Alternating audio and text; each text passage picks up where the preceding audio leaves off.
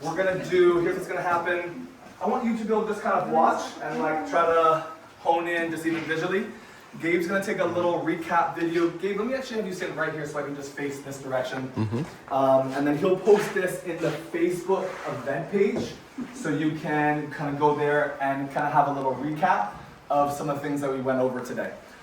So that'll be the first thing. All right, we started first with some footwork, even just practicing playing. One thing was simply reaching in a direction, coming back, stepping over and tapping. Reach, back, step, touch. We could also reach forward. We could reach back. We also worked on a basic but we step behind.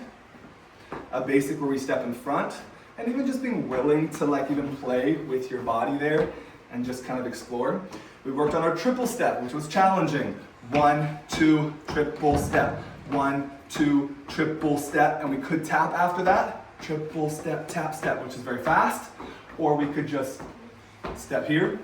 And even being willing to play with directions. 1, 2, triple step. 1, 2, triple step. We also worked on even just our form for head rolls of going all the way to side, chin to chest around neutral. And then we worked on 3 different ways to lead that as just 3 options. There are lots more. One is simply taking the hand, place it on neck, and then pause. This is a little tricky. We're stepping this way, so I want her head to go around that way. But initially the head goes the other way, so we can get a little confused on that one. But either hand comes up, cupping the back of the neck, head circle around, and here. Another option was going from our cuddle position. So one hand comes up, I do an inside turn, drop the hand to neck level, unwind to neck. Half basic, head roll around.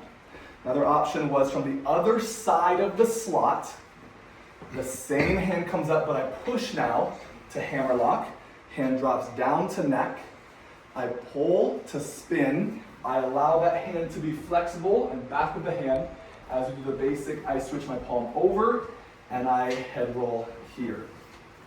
We talked about the form, usually good one second, thanks baby. Talked about the form for even head movement of tilting from the rib cage and then the head drops.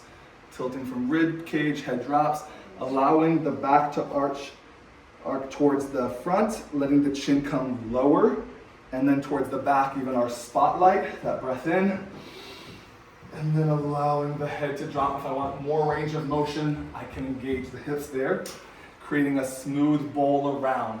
The head's not leading versus the body rotating and the head is relaxed. When we switch, it's easier to switch from the sides. When we finish, we could either go from the side or the front, just lifting to neutral. We talked about how to get into it, even just our little T stance for now. So doing a basic, forward and back, being really stable here. Notice how we're both just still upright. I can position my hands on rib cage, take my time. Lift a little first, dump the bucket of water. Around back, how can I create a little bit of room for the head towards the front? Notice how the hands are firmly holding the rib cage and lifting. And basic. We worked on a similar position for body isolations, coming into our T stance, playing with a few ranges of motion, swaying forward and back. Also, small movements sideways, because we don't have a ton of balance here, with the rib cage or with the hips. And we could do that by itself, or in particular, what I wanted to encourage today was adding in another plane of motion with that. We also talked about even doing circles here. And again, you can always just add that into the sway. So check it out, I could do a circle, but now I'm slowly swaying as I'm doing the circle, and it adds a totally different feel. Talked about some back and forth even. Also forward and back plane.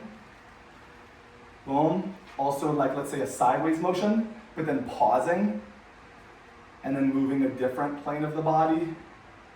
and just really having fun there. But I will say that's also very dependent on the follows ability to be present, to be non-anticipatory, and just kind of really release there as well. Thanks, Sam. We went over a lot of little details today for leads and follows, but that was the kind of curriculum there. So I think that'll be good as far as the recap video. Let's celebrate that.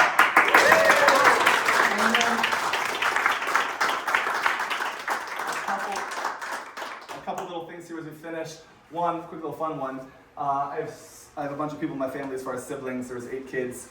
The youngest, William, who some of you probably have maybe met or know. You know William? No way. It's his birthday today. And he's traveling literally around the world teaching dance. Super proud of him. Subtle flex, but I was his first dance instructor. And he's crushing it. Like, he's really doing well. He's like in Prague right now, really focusing on Brazilian Zouk.